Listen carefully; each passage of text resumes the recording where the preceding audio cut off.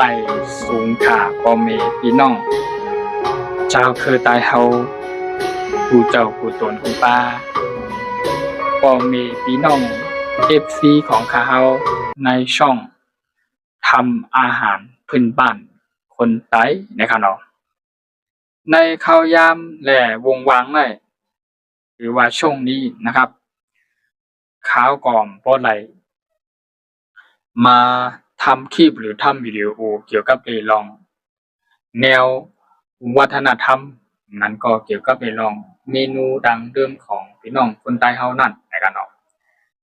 ถ้าเฮาช่องทำอาหารพื้นบ้านคนใต้นะครับเนาะมังปอกมังไลก็ใจถึงอยู่ใจถึงพ่อแม่พี่น้อง FC อยู่วนถึงกันอยู่ใครเฮ็ดคลิปใครเฮ็ดวิดีโอใครเฮ็ดกับข้าวกับปลาเมนูพื้นบ้านคนใต้ของเฮาใครเฮ็ดเกี่ยวกับเรื่องที่เป็นแนวเอกลักษณ์แนววัฒนธรรมดั้งเดิมของเฮานั่นหนังก็จะได้มีเป็นคลิปเป็นวิดีโอเป็นเกี่ยวกับเรื่องวัฒนธรรมของเฮานั่นเมนูดั้งเดิมของเฮานั่นหนังคือปกติแล้วเฮ็ดเป็นคลิปเป็นวิดีโอแล้วเฮ็ดเป็นข้าวผัด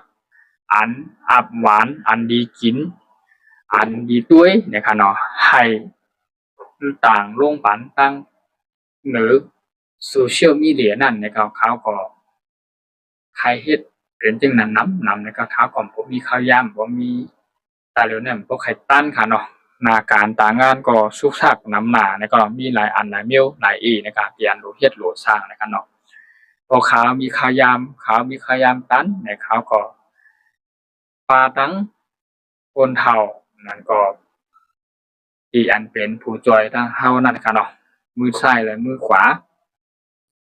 แล้วก็เป็นป้าเป็นหน้าเป็นลุงที่อ่านข่าวยามกะมืดกะลาต่อกะอุกะอู้กันยามกว่า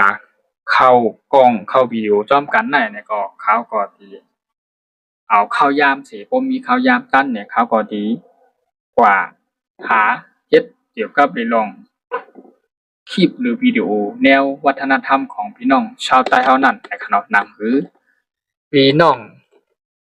ในเมืองไต้ปอดเพิ่นหนังหรือพ่อแม่พี่น้องชาวไต้เฮาป้าน้าลุงอาน้องยิ่งน้องจายที่เป็น FC ของข้าเฮาในช่องทำอาหารพื้นบ้านคนใต้นั่นหนังหรือบ่แต่หลายผู้ว่าข้าเฮาเนี่ยเป็นคนที่ทำช่องเกี่ยวกับเรื่องแนววัฒนธรรมดั้งเดิมของเฮาเกี่ยวกับเรื่องคนที่รักษาพิญญาพิงทุงของใต้เฮาคนที่มาใครมาตึกซนเกี่ยวกับเรื่องแนววิถีชีวิตแล้วก็เอกลักษณ์ความเป็นของคนใต้เฮานั้นให้บ่เป็นที่พ่อแม่พี่น้องผู้เจ้าคือให้บ่เป็นที่พี่น้องชาวคือไทยผู้เก่าผู้คนบ่ได้หลายรู้จักความเป็นพี่น้องคนใต้และเอกลักษณ์ความเป็นคนใต้เฮานั้นนำเขาก็มีทั้งคัดใจเสียใครเฮ็ดใครสร้างใครตัดเป็นคลิปเป็นวิดีโอพอเขามีขยามตั้งอยู่เขาก็สิกว่าหาถ่ายทำเขาก็สิเฮ็ดเกี่ยวกับเรื่องเมนูดั้งเดิมของพี่น้องชาวใต้เฮาหรือชาวไทยใหญ่เฮานั้นน่ะคือบ่สิได้เป็นที่รู้จักต่อผู้ว่านผู้เมืองผู้อื่นนั่นนะครับเนาะที่ผู้ต่างที่เป็นพี่น้องในต่างบ้านต่างเมืองนั้นบ่ได้ไล่เข้ามารู้จักความเป็นพี่น้องคนใต้เฮา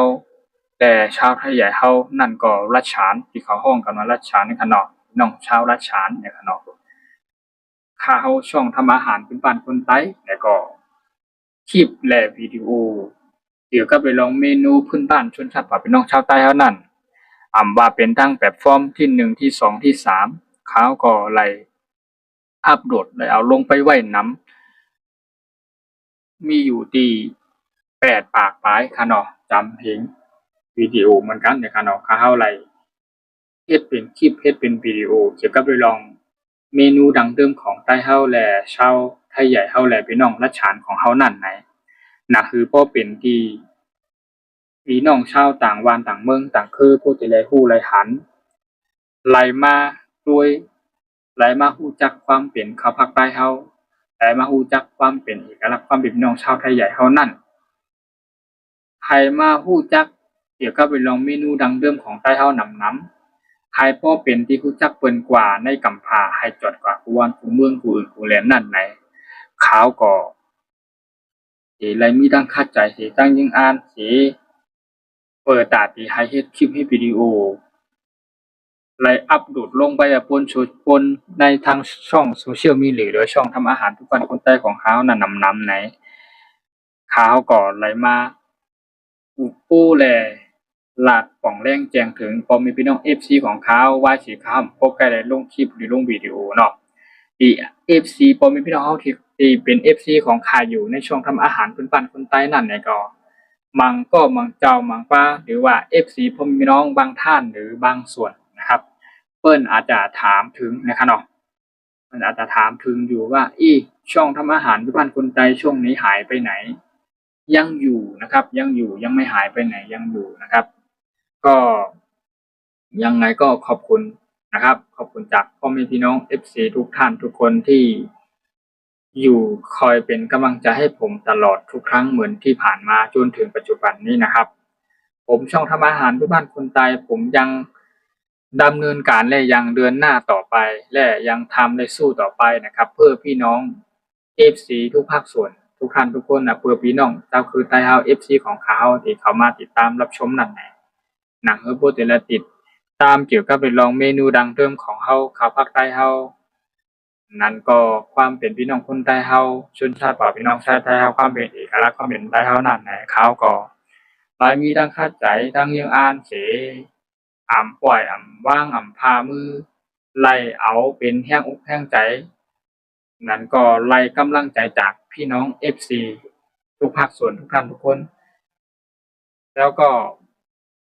ได้มาทำเป็นคลิปเป็นวิดีโอและมีแรงบันดาลใจจาก FC หลายๆท่านหลายๆภาคส่วนนะครับก็เป็นกำลังใจและสู้ต่อไปในการทำช่องทำคลิปทำวิดีโอเพื่อที่จะได้ทำคลิปทำวิดีโอเกี่ยวกับไปลองคอนเทนต์หรือว่าเกี่ยวกับไปลองการทำคลิปเมนูดังเดิมนะครับแต่ชาววัฒนธรรมดังเดิมของพี่น้องชาวใต้เฮานั่นจะได้อัปโหลดลงไปไว้บนช่องเยอะๆนะครับให้กับพ่อแม่พี่น้อง FC หลายๆท่านหลายๆคนทุกภาคส่วนผู้พ่อผู้เจ้าผู้เป็นผู้ป้าผู้ไหล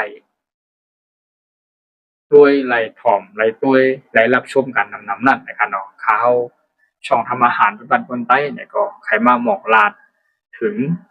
เกี่ยวกับไปลองช่องของเขานะครับเนาะช่องของเขาก็ว่าเป็นตั้งแต่ฟอร์มนำปาบหนึ่งก็เป็นจือทำอาหารเป็นบ้านคนใต้นะครับเนาะคำว่าเป็นตั้งแพลตฟอร์มที่สองเนี่ยก็ห้องว่าจือทำอาหารเป็นบ้านคนใต้เหมือนกันนะครับนะตั้งแพลตฟอร์มที่สามที่เขาเรียนกันอยู่นำในเนี่ยก็จือช่องทำอาหารเป็นบ้านคนใต้นะครับจือช่องที่เหมือนกันทั้งสามช่องข่างนะทั้งสามแพลตฟอร์ม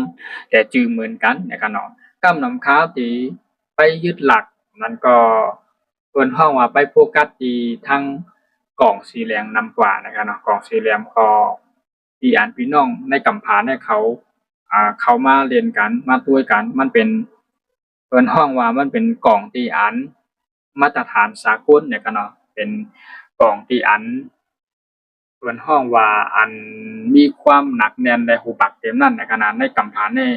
เรียนกันอยู่นะคะห้องกล่องสีเหลืองนะคะนะกล่องสีเหลืองเนี่ยก็พี่น้องคนใต้ก็รู้จักกันนำกันเนาะเขาก็เลยมีการอัปโหลดทำคลิปทำวิดีโอทำเกี่ยวกับลองเมนูวัฒนธรรมดังเดิมของใต้เฮาเมนูดังเดิมของใต้เฮานั่นเกี่ยวกับลองความเป็นอยู่และเอกลักษณ์แนวชีวิตของชาวใต้เฮาพี่น้องชนชาติเผ่าพี่น้องชาวใต้คนบนดอยคนป่าคนชนเผ่าพี่น้องชาวใต้หรือละฉานนั่นนะครับเนาะหนังหรือโปรเตไลอัปโหลดลงกับไว้ให้เป็นปีปอเมปีวันกูมึงกูพี่น้องเจ้าคือนั่นต่างเจ้าคือนํโปรเตไลผู้เลยหันฮู้จักความเป็นพี่น้องคนใต้นำนั่นเนี่ยเขาก็มีแฮงแต่มีทั้งคัดใจเฮ็ดกว่าสร้างกว่าในพอมีพี่น้อง FC ของเขาชาวใต้เนี่ยกูจะกูเกิดกูป้ากูก็เนี่ยก็เข้ามาปันแฮงเขาไหลแล้วก็อย่าลืมเข้ากว่าเติ๊กไลค์เติ๊กแชร์กดติดตามปันเขาคณะในช่องทำอาหารพื้นบ้านคนใต้นั่นเขาก็บ่สิได้มีแฮงอกแฮงใจไลเฮ็ดคลิปเฮ็ดวิดีโอกว่าอะไรต่างลงกว่าปันนำให้พ่อแม่พี่น้องของเขากูจะกูเป็นกูป้าในเมืองใต้ปลอดปื้นบ่ไหลถ่อมไหลยินไหลตุ้ยเกี่ยวกับไปลอง วัฒนธรรมดังเดิมของเฮาและช่องความเป็นเอกลักษณ์และช่องพี่น้องชาวไทยเฮามันก็เป็นช่องทำอาหารพื้นบ้านคนใต้นั่นให้พอจะเป็นที่รู้จักกว่าผู้เจ้าผู้เตือนผู้ป้าผู้วานผู้มึงผู้เอิ้นผู้แหลนพี่น้องต่างเจ้าคือนั่นป้าทั้งถึงพี่น้องชาวไทยผู้ก็ผู้คนก็จะได้รู้จักนำในคณะความเป็นพี่น้องคนใต้และชาวไทยใหญ่เฮานั่นในช่องทำอาหารพื้นบ้านคนใต้ช่องนี้ก็ก้ำนำแล้วก็วงวางในข่าวก็บ่ไหลมาลงกันเนาะและอัปโหลดต่างลงกันแล้วก็เพราะว่าเขามีขยำกั้นเนี่ยเขาก็ดีเฮ็ดเกี่ยวกับเรื่องลองเขาภาคใต้เฮาเนี่ยที่อัปโหลดต่างลงกับพันนำในขนมมาปันเห็นปันแห้งเขาแหล่มาเวะเขามาตุ้ยเวะเขามาเป็นแห้งอกแห้งใจให้กันนำในขณะเพิ่นเป็นพ่อแม่พี่น้องชาวคือใต้เฮาคณะเต็มลูกเต็มหลานเต็มน้องยินน้องใจปานาลุงอาผู้เจ้าผู้ตนผู้ป้าที่อันอยู่ในเมืองหลายซีอำว่าอยู่ในเมืองใต้พดปื้นขอยาวในกันเนาะ เขาก็ได้มาเฮ็ดเป็นคลิปเฮ็ดเป็นวิดีโอเสต่างโรงบาลนั่นคือก็เป็นที่เขาภาคใต้นำผู้แต่ละฮึ่งขึ้นใหญ่ไม่สูงกับมื้อนั้นนั่นความเป็นพี่น้องคนใต้และถั่วเนาใต้เฮานั้นให้บ่ไหลหอมกับผู้ที่ผู้ตั้งผู้แหลนนั่นน่ะเขาก็ถูกปัจจัยเฮ็ดต่างเป็นวิดีโอลงกันนำในขณะมาปันแห่งเขาในนำคณะเจ้าบ้านขนมไม่สูงค่าต้นแต่ว่านมาก็ยินจมขอบใจนำในขณะเขาก็เลยมาเฮ็ดเป็นคลิปวิดีโอสิได้ต่างลงกว่าจังได๋เนี่ยเขาก็มีทั้งจอทั้งมวลทั้งเข้าใจพอมีพี่น้อง FC ของเขาอันเก็บคำว่าใหม่ก็ดีอันไปแล้วติดตามบันเขาก็ดีเนี่ยก็มาเข้ามาติดตามเป็นแห่งผู้ใจปันกันเปลี่ยนนำคณะพอแม่พี่น้องที่จะคุยกันผู้ป้าคณะใหม่สูงค่าในวันในคณะ